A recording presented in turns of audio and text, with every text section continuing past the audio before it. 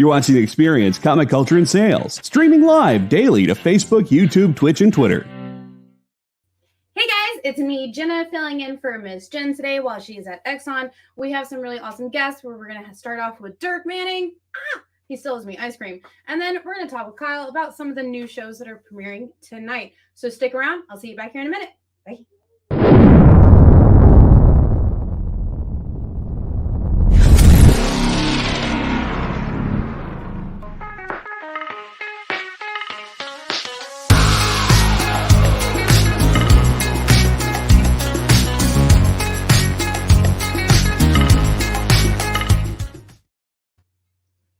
Hey guys, welcome in.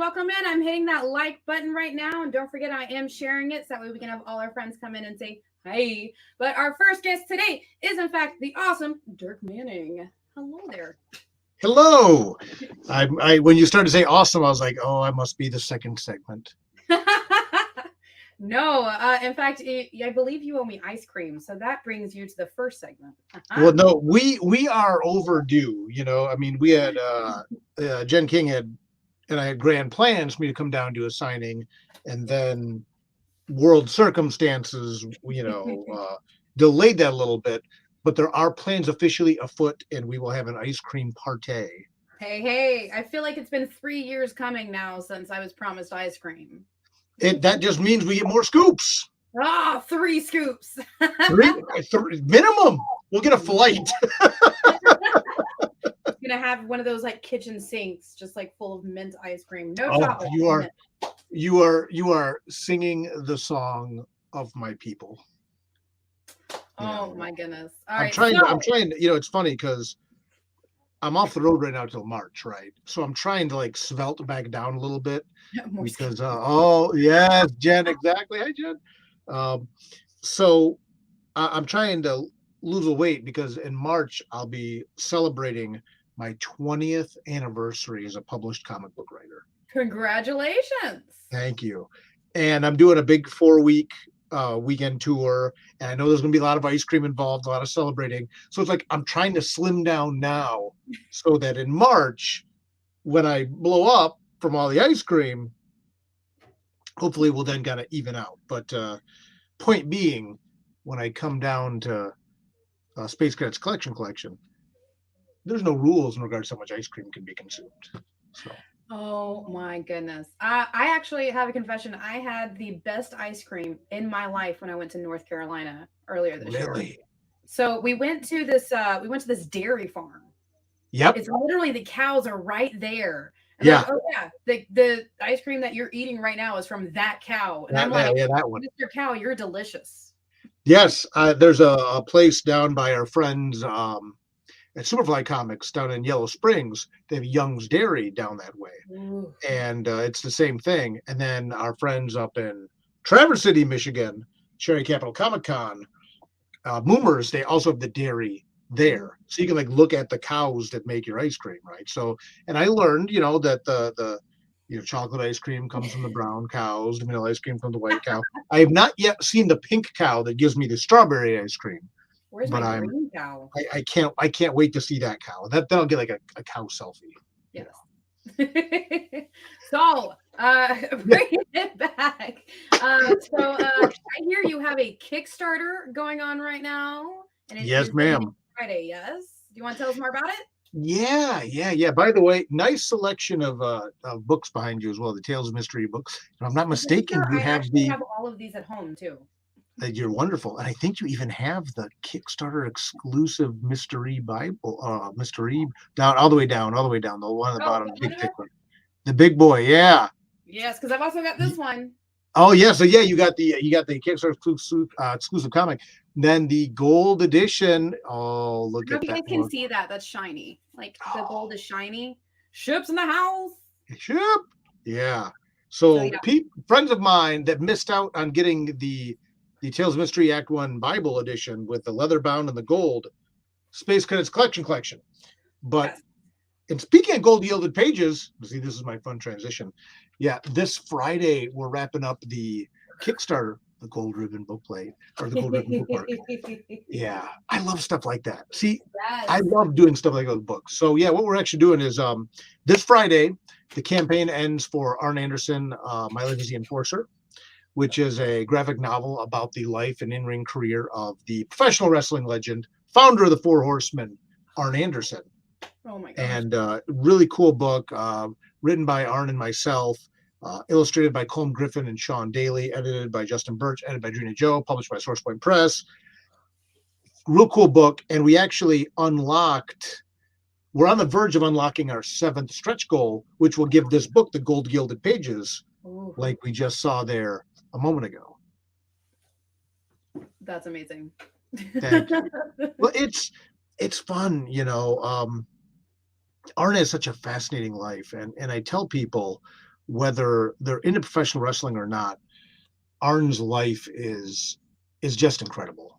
And when after I did the book with Tony Schiavone, you know, I was like, cool, man, I scratched the professional wrestling itch. This was really neat experience. Go back to, you know, some of the stuff that arguably I'm more known for, although the Schiavone book was so big that some people first knew me for that. But anyway, well, then Arn, and he talked about this with Kyle when we were on with Kyle together earlier this month. He kind of was like half joking, half not, when he said, well, hey, don't I get a comic book? And I was like, oh boy, do I farm this one out, or do we do it again? Do we go one more time? You know, one more at least. And Arn's reasoning for writing this book and wanting this book published is he really wants people to see what his life was like growing up, to show other people that you can come up from adversity and still follow your passions and your dreams. You know, a lot of us, when we grew up in less than ideal circumstances or tough circumstances, you know, we're in survival mode for a long time. And Arn was in survival mode for a long time, but he eventually was able to bust through and get through, and due to a number of circumstances, many of which he planted the seeds for himself, he became one of the most influential professional wrestlers of all time. Conrad Thompson said it best: your favorite professional wrestler's favorite professional wrestler is Arn Anderson. You know, so yeah. And now we unlocked a book plate with 4 signatures on it. Wow. So myself, Colm Griffin, Sean Daly, the artist, and then Arn Anderson himself will be in this limited edition book plate. We unlocked, like you're just playing with, the gold ribbon bookmark in a book, and we're on the verge of unlocking the gold gilded pages. More gold for Arn Anderson seems very appropriate at this point in his career. So for sure. Oh my gosh. So do you ever have moments where you're like, what's another stretch goal that we can add, guys? Like, what do we do here? We're running out of them. Yes, all the time. That really hit us hard for the first time on Butts and Seats. You know, that was, we literally, the team we had were trying to figure out what stretch goals to do as we were passing the milestones we previously set for the stretch goals. So like people got retroactive stretch goals in that campaign as we're trying to figure out, we do baseball cards, we do this, or trading cards, we do this, we do this. But it's interesting because, you know, we're talking shop here, right? So I'm gonna get in the weeds on talking shop for a minute, because this is a great question.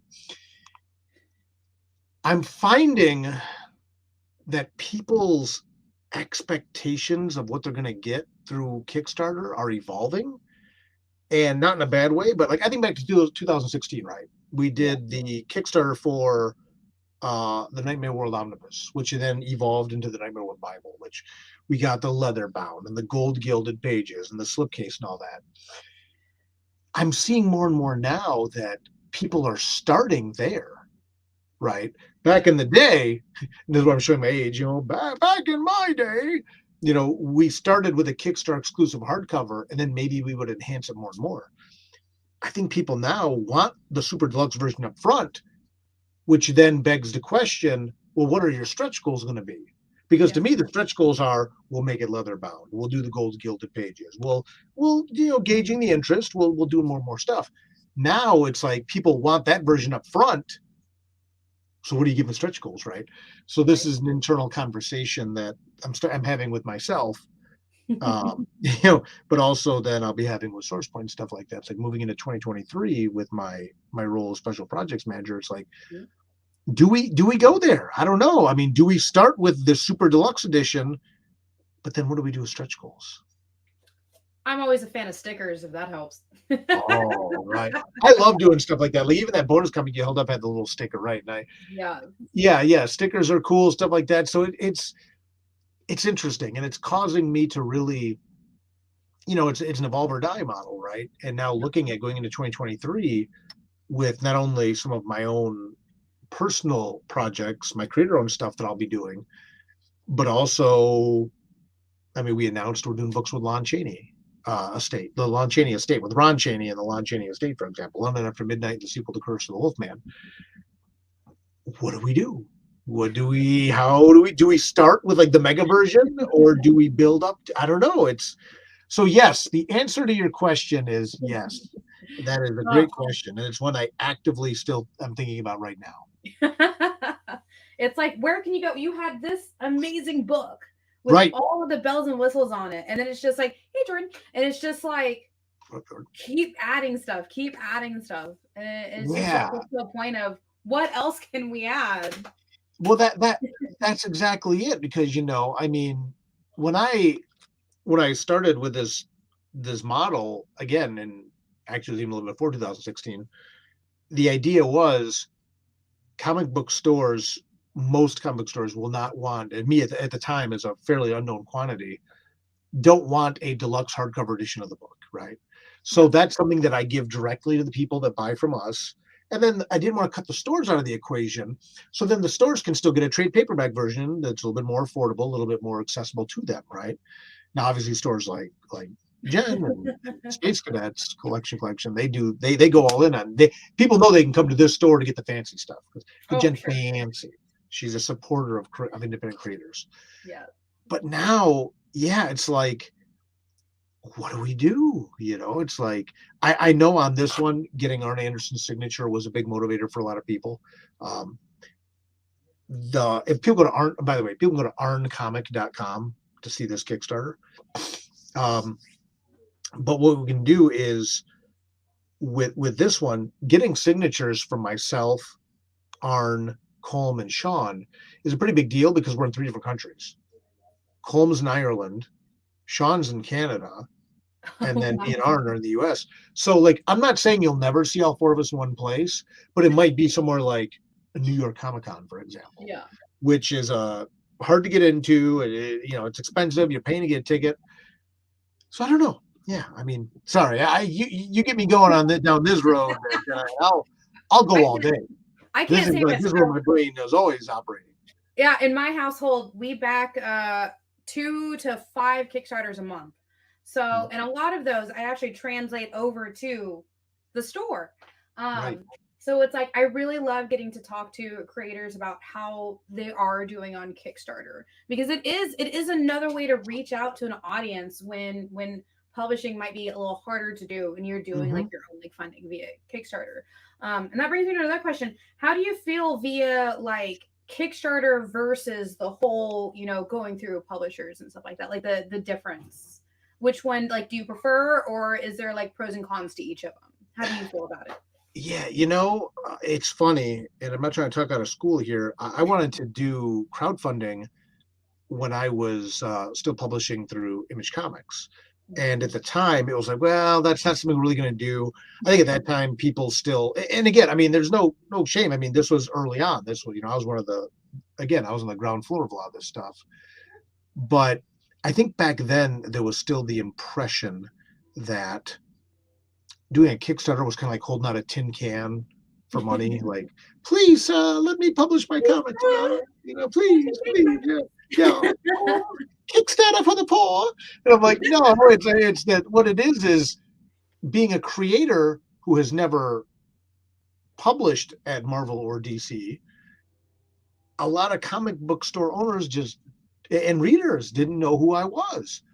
And so what I ended up doing was leaving Image Comics to jump over to Devil's Due to finish Nightmare World, and then to launch Tales of Mystery there, because of the fact that I wanted to go that crowdfunding model. So that being said, I love working with publishers, because publishers, and Sourcepoint's a good example of this, they help you distribute the book. They help get the word out. You're with a crew of solid creators. It's like, I'm publishing books alongside people like, Garrett Gunn, Josh Werner. I mean, these are peers who I'm very proud to be aligned with. I use Kickstarter, though, to directly market to my people, to my tribe. But I also then have an obligation to the publisher to help then make the books interesting and exciting so that comic book stores will support them as well. If that makes sense, Yeah. That was a big concern of mine when I started, is like, I didn't want to go to Kickstarter, but then cut out the comic book stores. So like what I always do is I offer a pledge like, hey, you can even get the, like the book we showed a minute ago is a perfect example of this. And if you go to arncomic.com, we have a retailer pledge level where you can get the hardcover edition of the book. It's going to be limited just to the Kickstarter, but as a store, you can buy some at wholesale rates and have them, and sell them. So it's okay, and it's interesting too now to see more and more publishers getting comfortable taking books to Kickstarter, because the other thing with Kickstarter is you can get the book to people who don't maybe have access to a comic book store. Yeah. I just got an email this week, and my hand to God, this is a true story, from someone who discovered my work through backing the Nightmare World Omnibus in 2016 from Brazil. Right. Brazil, the country, right? Not like, Brazil, Idaho, I mean, no, like, wow. Yeah, but he does not have access to a lot of American comics where he is, and he goes to Kickstarter to discover horror comics that he likes, especially, right? And it's like, I tour a lot. I haven't toured Brazil yet, and Source Point is a great publisher. I don't know how many comics they distribute in Brazil yet. Now, maybe they do, and I just don't know about it. I don't know. Maybe I'm not that deep in the weeds on this stuff. But so Kickstarter is a platform that you can bring new people into it, and I like that. But then I also like supporting comic shops. I believe in supporting the industry. I believe in supporting store owners that want to support us. So that's equally important, and I think that's something that we can do through publishers. Source Point did a lot during the pandemic. They were sending free books to store owners and saying, keep the books, keep them, make your money. When everything else was shut down and people wanted stuff, I mean, Source Point Press, and I don't think they advertise this enough, so I'm going to put it on blast for them. They did a lot behind the scenes to support the industry. So that's important too. So there's pros and cons to both, but I think they can work together in a very healthy symbiotic relationship. Yes.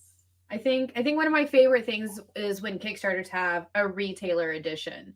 And there was a Kickstarter we recently backed that actually had 2 versions of it. And I was like, wow, like, I'm super glad that Kickstarter is starting to kind of take and realize, hey, there are a handful of retailers out there that want our like stuff.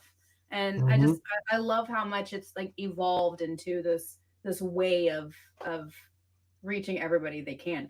So we did get a question in the comments. Yes. Do you feel the success of Kickstarter is a good way to gauge the interest of a book? Like, you can show a publisher, hey, I did this on Kickstarter. Imagine it in the stores. Yeah, what a great question, Sean. And it's interesting, right? So there's 2 schools of thought on this. And it's like everything in life, I always say, even the thinnest pancake has 2 sides. Right? Something we sometimes forget in the day and age of social media. But so I'm going to look at 2 sides of the pancake real quickly. The one side is, yes, you can definitely show that there's an audience for your book there. That is absolutely true. It is absolutely accurate. It's a nice proof of concept. You can say, look, people are interested in this book. Now, the flip side of that I've seen some people say, it's a very thick pancake, sorry. Is, very delicious. Yeah, very, very, very tasty. Is you don't want a crepe, you want a pancake.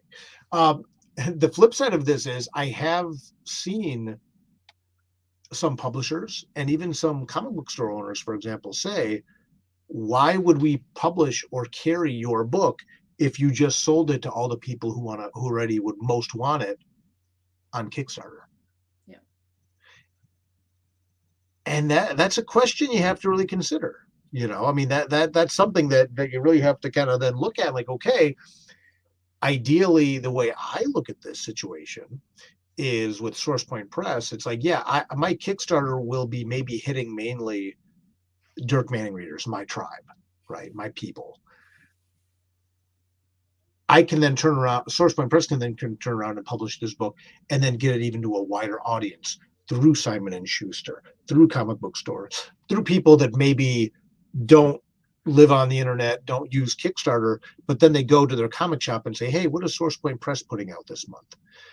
Which is why it's also very important to make sure that your values align well with the publisher in regards to the type of books they put out and what they're doing, what their marketing strategies are, and things like that. So I hope that answers your question, Sean. I hope that helps a little bit. Goodness, it sounded like a great answer to me, and now all I can think about is those really thick, fluffy, like Japanese, like pancakes. So they have like just the jelly, jiggly. Oh, yes. Don't blame me. I always go back to food with me, especially like sweet food, whether it's pancakes or ice cream or chili temples, all that stuff. I actually tried a new street food, and it's a Korean street food where it's the shape of a corn dog, but it's like pancake like type. But the inside is full of cheese. So it was on a stick, and it's like this big, like no kidding, and it's just like a giant cheese stick that they deep fried, like. This needs to happen when you'll give me all the more reasons to come down there, and I'm thinking about. Oh my gosh, it's so funny. It was so good. It was crunchy, like it had the sweetness of like the the cornbread they have on it. And it was crunchy. Oh my goodness! See. You say this, you say it's a Korean street food. It's interesting. I mean, I guess I don't really keep this as much of a secret as I used to. That for years I was a martial arts instructor in Taekwondo, and our grandmaster was from Korea, right? Yeah. And he would come and train with us twice a year, and then sometimes we'd go to his dojang and train with him. And going out to dinner with our grandmaster was always very interesting because he was a very clean eater. Right. Yes.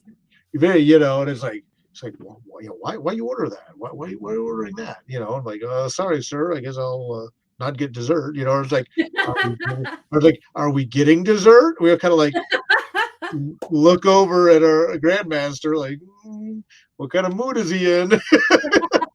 Mine was, I learned a lot of these like foods and stuff like that because when I lived up north, in a very tightly dense city area. Yeah. In this alleyway that was behind us, there was an older Korean woman. Okay. And, you get out of school, there's no buses. So you just kind of like walk. And this was, mid 90s. Sure. A little bit. And she would hand us like onigiri or like all kinds of like stuff like that. And I make it at home nowadays. And it's just like, we're like, where did you get this? And it's like, don't ask questions. This is, Kansas. Weird times. Yeah. Older ladies giving you delicious food. Right. Yeah. Back then it was like, right, you happen to see the older Korean woman who happened to be in the back alley handing out plates of treats. It's like, I've read that story. Nothing bad ever happens. She invites you into her house. Like, why not? Oh, I need to clean out the back of the oven for you. Okay. But it's funny because it was, and I'm ashamed to admit this, but it was longer than it should have been before I recognized all the wonderful Korean desserts that are available. Because when we ate with our grandmaster, everything was very clean, right? It was very, didn't want his black belts, eating a bunch of junk food. And I'm like, man, you were holding out on us. Look at all this good food. So this cheese on a stick, cheese is one of my food groups. Oh my gosh. So next time you come down, you're gonna have to come down for a couple of days because we have probably one of the best Korean towns, like Asian towns, that's right here in Katy. And it's literally like almost 100 stores and then a giant market of like, you can go in and get your fish, you can get your meat, you can get fresh veggies, you can get some, they actually have a restaurant inside the market that makes fresh onigiri and makes some fresh kimchi. And it's just like, it's heaven. Yeah. Me and my brother go like once a month just to like stock up on groceries and stuff like that. So well, Jen King will tell you that Jenkins, when I come down to work. So, maybe she needs some file cabinets moved or anything like that. Bring me down. I'll come help out. We'll go get Korean food, get some Korean desserts. It'll be amazing. Oh, We'll do a signing. There's a new hot pot place down there. Get some hot pot. So everyone, welcome to Talking Food with Jurgens. Yes. Sorry. You mentioned pancakes, and that's all I can think about. That's right. Sorry. Well, we talk about ice cream too. We're gonna get a little karaoke in, and we'll have the trifecta. Yes. All right. So, quick question, real quick. What genre you maybe haven't written a book for yet? Do you want to try?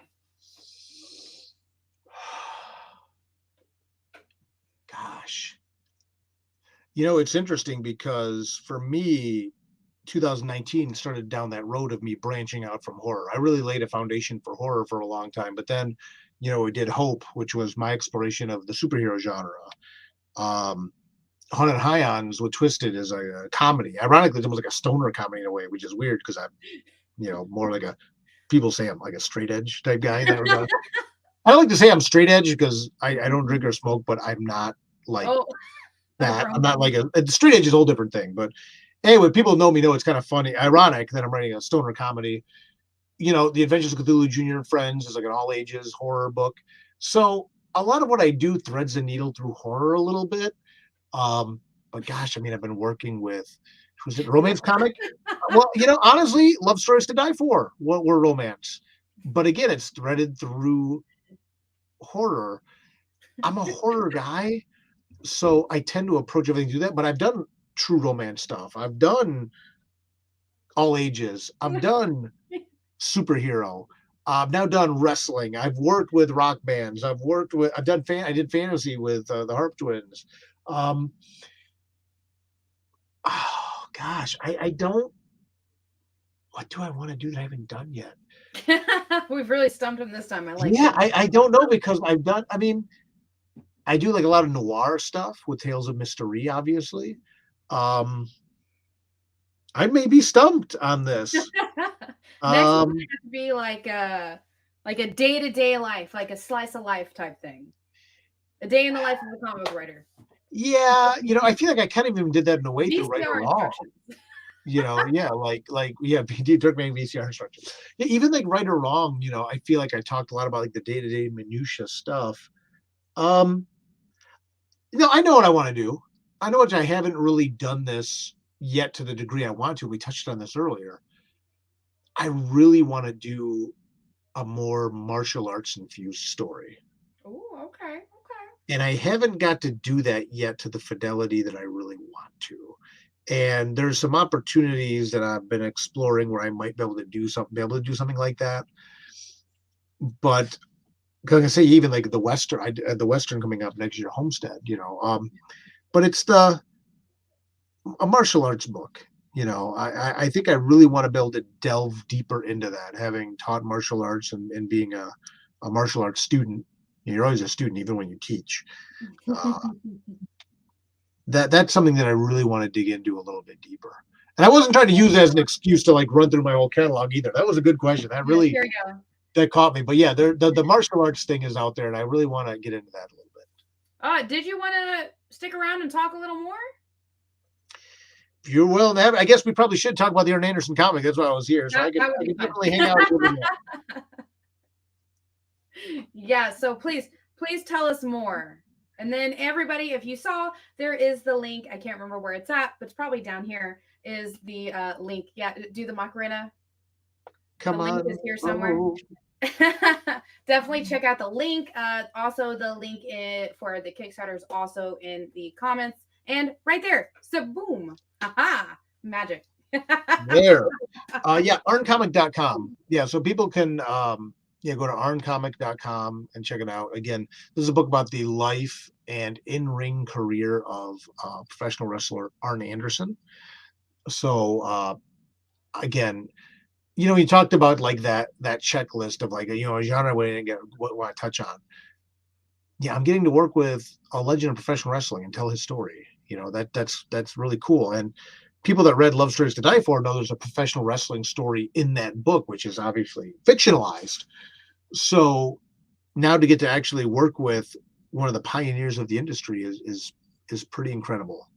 And working with Sean Daly and Colm Griffin on this book, two amazing artists. Sean's been on my life list to work with on a longer form thing for a long time, and now to get to do that with this. And Colm, first time I worked with Colm was on Butts and Seats with Tony Schiavone. He actually did the chapter Butts and Seats. Oh. So to now get to work with him long form on this book, again, he's just a master, man. Just so cool. So cool. I've been so fortunate to work with so many very, very talented people. So did you get to like meet him face to face or like over the phone to kind of like go through like the storyline that you guys wanted to tell in this book? With Arn, we did everything through Zoom, Okay. Which is actually how we first did Butts and Seats. We did Butts and Seats on Zoom out of necessity.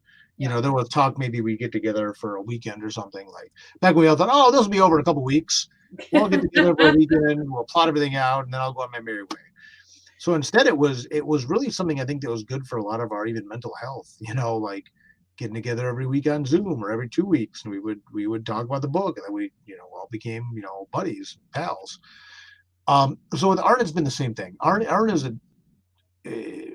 he really, much like in the ring, he gets down to business. It's like, let's go. So these calls were different because it mainly a lot of times boiled down just to Arn and I talking, and him telling the story he wanted to tell, and opening up the book of his life for everyone to get to read. And this is why I said again, like I said earlier, that even people who aren't necessarily fans of pro wrestling and who don't know who Arn Anderson is, I think they're going to find a lot of value in owning this book and reading this book and enjoying this book. Now, mind you, people who love pro wrestling are losing their minds. Arn Anderson, he did a book like 20 some years ago, but it was all kayfabe. It was like in character. This is not. This is not. This is like, hey, let me tell you about growing up in a small town in Georgia, and going on to do everything that he's done. That's amazing. So it is kind of being like from early childhood to like present day, or is it to like the height of his career? It ends with the end of his in-ring career. Okay. He had some injuries that ended up forcing him to retire, arguably a little maybe too early in his career, considering the momentum he had and the legacy that he had. But it does end with his in-ring career. And it's funny because when Art and I were talking, I'm like, my gosh, man, I'm like, there's so much stuff here. There's so much we can talk about. There's so many things. Yeah. And we decided to end it at the end of his in-ring career. One, because it makes a really nice ending to this book. And Arn said it best. He goes, leave room for the sequel, buddy. Yeah. Because he had a whole second stage of his career as a mentor and as a coach and as a producer. I mean, we could do a whole nother book just on his life backstage. Oh my goodness. And he worked with guys. We allude to this towards the end of the book. He worked with training guys and producing guys like John Cena, Batista, Randy Orton. I mean, he was helping produce matches with all these guys, So yeah, it goes all through his early life, how he got into wrestling, the formation of the Four Horsemen, things like that, all the way up to his retirement as an in-ring wrestler. Wow. Did you ever like have to take a moment and be like, this is a lot of stuff. Let's pick some things. Yes. Yeah, very much so on this book, especially. And in fact, it's again, great question, because Arn does a podcast, and his podcast goes through his whole in-ring career, play by play, match by match. Right. And one of the things in doing this book was I did not want this book to become a graphic novel that's just illustrating all of his matches. Yeah. Right. So, and I had to wrestle. Wow. No pun intended. I had to wrestle with this a little bit, because it's like, are there times where we're skimming over the wrestling parts too much? Now, don't get me wrong. There is plenty of Arn Anderson in the ring in this book. Okay. And there's plenty of Arn Anderson working with the wrestlers. There's this great scene in the book, talk about how he's in the locker room and he gets approached in the shower, or gets called into the showers by the Wild Samoans. Oh my God. Now, the Wild Samoans, if you're not a wrestling fan, again, this is one of the things you probably know who they are. The spoiler, they're these two big, badass Samoan dudes. And they're like, hey. The finger. Yeah. Like literally, it's like come to the shower, you know. And when you go to talk to someone in the shower, that's a private conversation, but it also is a very high likely. Well, it's one of two things. You either have a private conversation away from the boys, or you're gonna get your ass beat. Yes. Right. And Arn's tough, but he's not taking in two the Wild Samoans in the shower. I mean, that's like a no win situation, right? It's just like what is the least amount I can lose right now? So there's a lot of stuff like that, that backstage stuff, and we get to see him in the ring and things like that. But yeah, ultimately, this is just as much about him growing up, which is something that Arn talks about too. Is like he wanted people to see this story. It's very important for him to understand that he was raised by his grandparents. I don't want to say his mom abandoned him, but he was raised by his grandparents, you know, and it was very important for Arn to communicate to people that, hey, if you had a life that has not been ideal, you can still get through, and you can not only thrive or not only survive, but then thrive and then succeed. So yeah, this covers all that. His whole life as a kid and how he was the enforcer as a kid. You know, he was big. He looked 40 when he was 12. You know, the joke, he just stays that way. He found his look. He stayed that look. That was it. He was a real big kid when he was younger. And even it's interesting when the decision came up for him to quit wrestling in school and stuff like that. So just going through the comments going on right now. I love it. Wait. Can we play for yeah, he can beat you up by looking at you. By the way, like the Samoans are Roman Reigns' uncles. Yeah. Right? They're his uncles because his grandfather was their dad. Like it's this whole weird thing that like this is generational beating everyone up in WWE. Right. These are literally generations of, and pardon my French, Jen King, I apologize, but ass kickers. Right. These are generations of people who you do not mess with. Yeah. And the two of them call Arn into the shower and like, hey, come here. And Arn's talking about the book, and like I'm sweating when he's telling the story. I'm like, am I talking to your ghost right now? Yeah, like hold on a minute. Like, right. Is that what ended your career when they called you into the like, hey, come here. And I'm not going to say what the circumstances were leading up to it. Well, I'll give you guys a teaser. And again, you have to read the whole book, which you can get the limited edition Kickstarter exclusive hardcover at arncomic.com. Yes. Till Friday at 4:44 p.m. 4:44 p.m.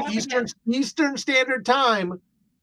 Your last chance. No more hardcovers. No more gold gilded pages. No more 4-time autographed book plate. No more ribbon bookmarks. Oh. Right? All the good stuff. But I will say that it does involve Arn working in the ring with, as Kyle alluded to, another member of their family. Goodness. And that's all I'm going to say. Oh. That he was working with another one of the Samoan dynasty in the ring. Goodness. And in the locker room, the Wild Samoans come up to him and said, we need to have a conversation. Yes, we did. So I think we did back it. I think me and Jay backed it already. We did. Yes, we did right there. Because so I loved Butts and Seats, and we have this at home. So I was super excited. It's just like, woo, yay. Where's the second part? I'm already ready. Yay. And you know, it's interesting too, again, you know, and I know I've name dropped Butts and Seats a few times, was with this book, I didn't want to do Butts and Seats 2.0, right? Butts and Seats is this collaborative thing. It was like the pandemic book, like 24 different artists on the whole book and things like that. This story weaves between Colm Griffin. Well, let me back up. Sean Daly doing the present day Arn, and then we weave to Colm Griffin doing all the past stuff. Then we weave back to modern Arn, and we weave back to Colm. So it's just, I'll make you seasick, right? But it's the two artists weaving through the whole story, and it's going to read in a similar fashion, but it's much more one linear story as opposed to the more segmented multi-artist approach we used in Butts and Seats. And that's at arncomic.com. All right, so we have one more question. As Yeah, a we'll do it. wrestling fan, how was working with Arn changed your perspective of him as a fan and maybe the wrestling industry? Woo. Woo, bring in the heat, Sean. One thing I learned in working with Arn, and I will say incredible credit to working with Tony Schiavone as well. I'd like to consider myself a fairly educated fan. You know, they call us like smart marks. Like I like to think like a smart mark. You know, it's like I know what's going on. I know. I read the internet. I know what's going on. I realized there is so much about the subculture and the industry and the business of professional wrestling, which I'm not going to discuss. And I don't even discuss with my friends, because even then I got the tiniest crack or the tiniest peek through the crack of the door on some of this stuff. And I remember there was a particular thing with butts and seats that I had to tell Travis, our CEO of the company, and Josh Warner, editor in chief. I'm like, I gotta be careful what I even say here, but it was like accidentally that we ran the risk of a certain faux pas, and I had to say we can't do this because of this. And here's the thing: I'm gonna tell all you out there on, as Kyle says, hello the internet. Hello the internet. It's me, Dirk Manning. Then my camera cut out. Trademarked merchandise available now on the EXP merch. There you go. See, now so $1. as much as right, everyone gets their plugs in when Dirk Manning goes on. When we read stuff on the internet and we think we know what's going on and we think we know the culture, friends, I'm going to tell you right now, we do not know nearly as much as we think we know. And even and I only know that by knowing the tiny bit now that I didn't know then. We do not know. It is a very closed industry. It is a very like, oh, I got a friend who's a professional wrestler, and that's fine. And they're not telling you a lot of stuff. Right? So working with Arn on this too, I have to say, Arn is such a gentleman. He's such a gentleman. For a guy who's accomplished so much, changed the industry. Your favorite wrestler's favorite wrestler is Arn Anderson, right?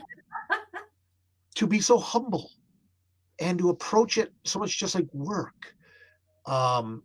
It's been fascinating. Like I said, I didn't know if I'd be going back to this stuff. Everyone, after butts and seats, like, oh, you're gonna do more wrestling books. I'm kind of over here like, I'm like a horror guy. You may have like noticed, like this is kind of, this was a cool thing to do. But then working with Arn, to get to work with an active, professional wrestler, it's given me a whole nother level of appreciation. And that's one of the things too that I think in people reading the book, which you can pre-order until Friday at 4:44 p.m. Eastern Standard Time at arncomic.com. That way.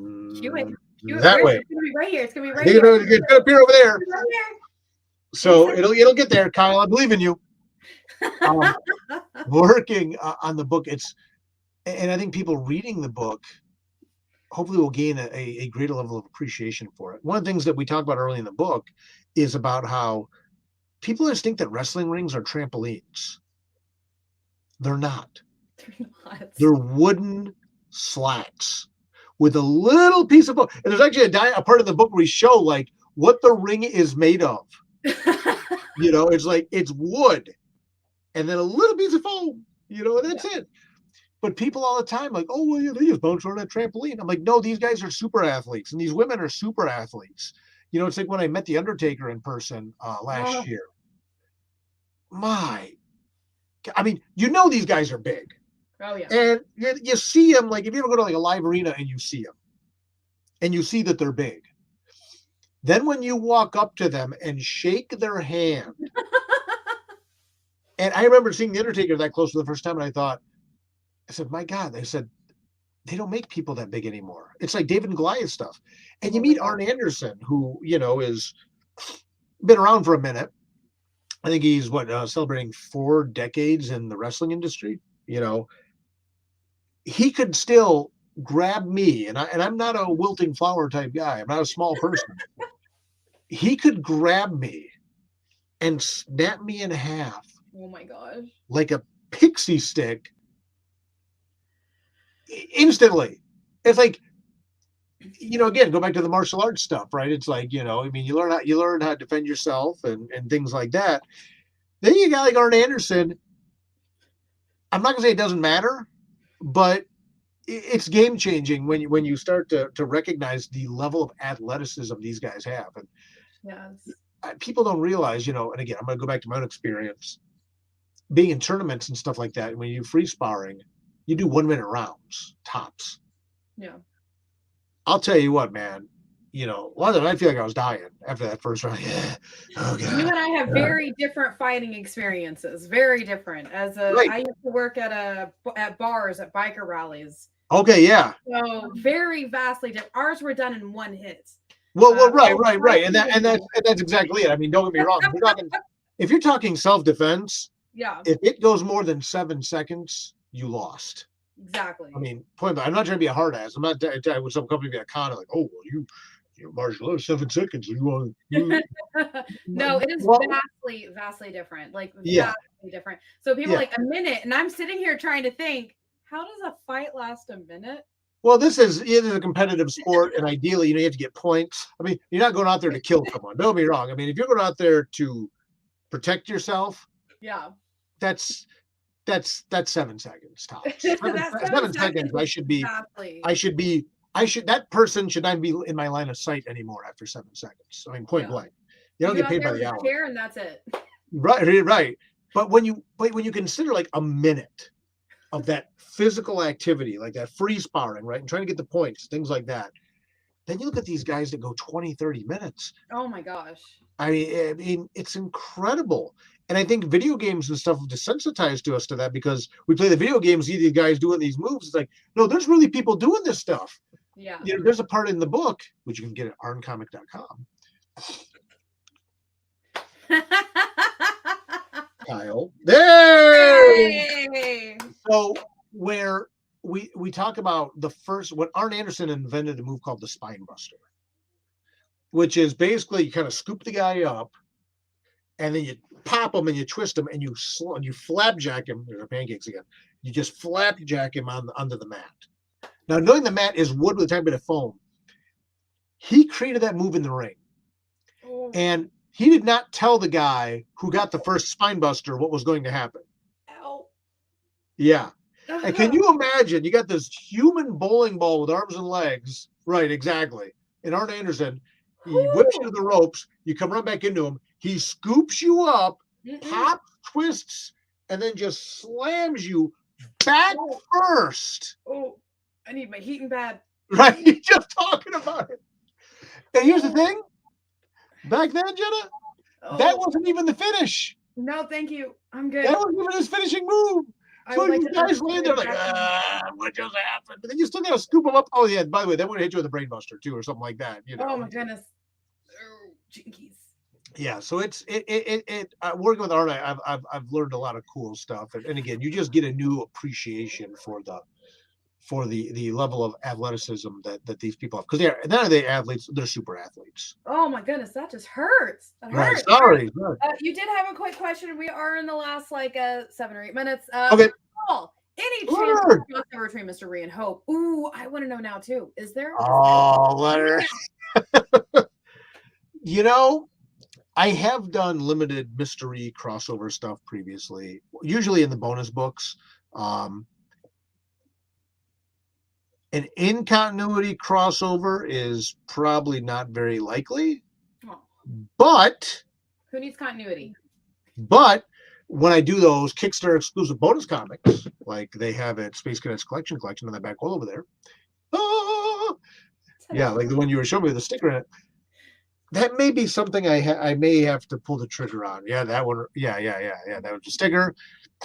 So I usually, oftentimes in the campaigns, we unlock 2 bonus stories. And I've done crossovers there before. If I were to do it, that's when I would do it. I'm not going to say it's totally out of the realm of possibility, but it's like, in a way, I feel like it'd just be both of them at a bar drinking. Like, my God, like our lives are so. It'd be an 8-page story of like both like, you think you have it bad? I have my kid taken from me from children's services, blah blah blah.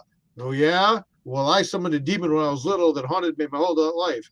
Oh yeah, well blah, blah. Oh yeah. Just not. Oh my gosh.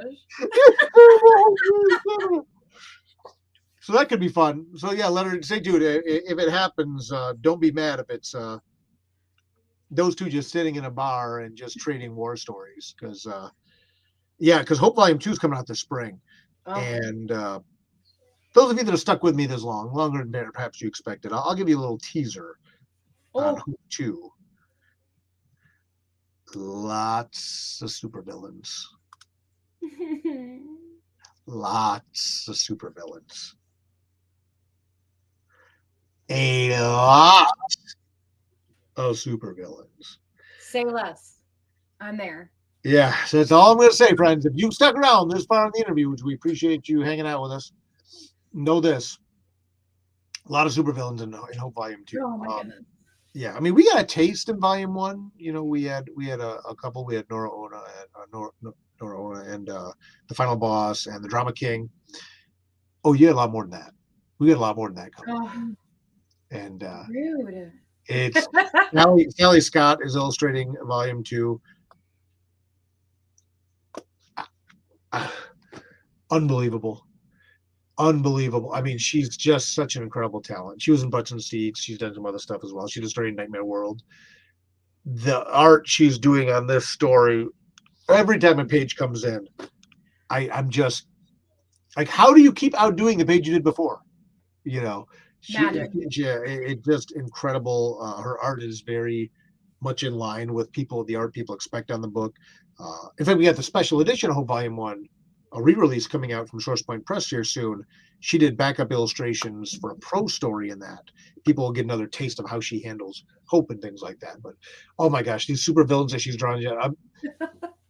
I might even say the names, but I'm gonna wait. I'm gonna save it. You almost got. Savor it. All right. Well, this has been amazing. I can't wait until you do eventually make it down here. Super awesome stuff right there. Also, nice little sneak peek right there. I know we've been saying it throughout the entire show, but where can everybody find you, either on your socials or where did it go? Put it back. Yeah. Put it back. So right that website right there. Go. I am okay. So Facebook, Instagram, Tumblr, YouTube now. God help me, even Twitter. God help me, even Twitter. Or Cthulhu help me, whoever's listening. At Dirk Manning. Look for the avatar of the guy at the top and the scarf. That is me. People go to arncomic.com. Seriously, I mean, if you've been watching this interview and stuff like that, and you just want to get a good graphic novel, check this out, arncomic.com. As long as your pledge includes the hardcover edition of the book, you're going to get all the stretch goal bonuses. Also, if you are in the continental United States, I feel this is very, very important for people to know, free U.S. shipping. What you see is what you pay.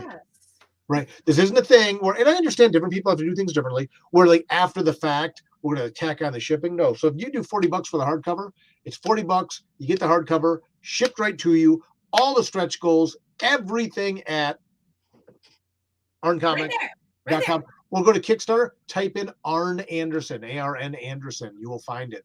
Arn Anderson, My Life as the Enforcer, published by Source Point Press, written by myself with Arn Anderson, illustrated by the amazing Colton Griffin and Sean Daly, lettered by the amazing Justin Birch, who also lettered Butts and Seats, all kinds of other stuff, illustrated by the illustrious, magnanimous, fantastic editor Drina Joe.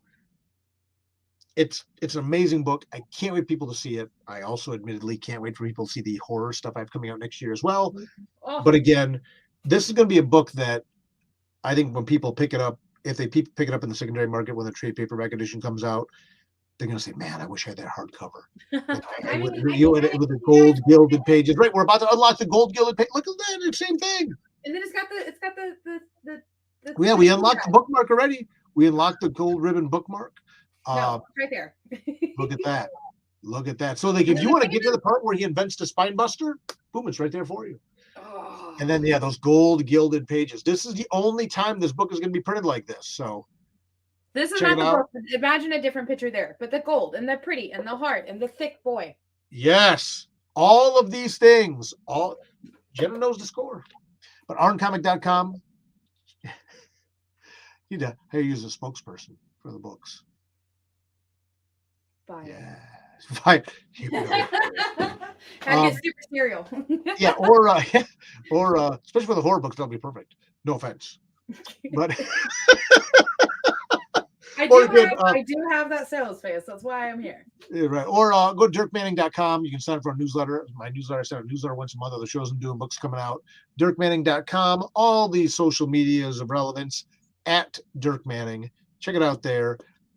I appreciate you guys having me on to talk about the book. arncomic.com. Friday, 4:44 p.m. Eastern Standard Time. And that's it. We're shutting it down then. So check it out.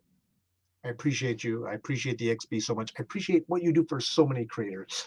Aww. And Jenna, we are going to eat all the ice cream. Mint ice cream. And mint chocolate chip is yes. No chocolate chip, just mint. That's right. You don't like the chocolate chips. That's fine. I'll eat your chocolate chips. Oh, okay. That's fine. We'll make it work. Hey, if that's what it comes to, we'll make it work. We'll find. And also, we're going to get the Korean fried cheese. Yes, on a stick. On a stick. Absolutely. If it's good enough, I might eat the stick. I'm not going to lie. It's like when you're eting bags of beef jerky and you get too excited, then all of a sudden you realize like the silica packet's not in there. It's like, wait a minute. Oh no. Oh gosh. Well, I'm still here. I'm just better preserved now than I was before. I stay fresh longer. Well, thank you so much for joining us and have yourself a great day. Everybody, please stick around because after us, I think it is Comic Collectibles. And then premiering after that, we have 2 brand new shows. One of them is Mishmash, but as a different way. It is actually a 1-hour trivia and hangout show with me. And then after that is going to be what is it? Hot Shots, I think is what it's called. It's a brand new show. Hot Takes. Hot Takes, thank you, is a brand new show premiering tonight where you will actually see a phone number and you'll be able to call in to talk to either Kyle and maybe me. We'll see. So we'll see you guys all tonight. Thank you so much for coming. And I can't wait for ice cream and food and books. And I'm going to read all the books. Well, thank you, friends. Thank you, Jenna. And thank you, everybody, for watching. We'll talk soon. Bye. Bye. Join the party. Head over to our Linktree to find all the links for everywhere the experience is all the time.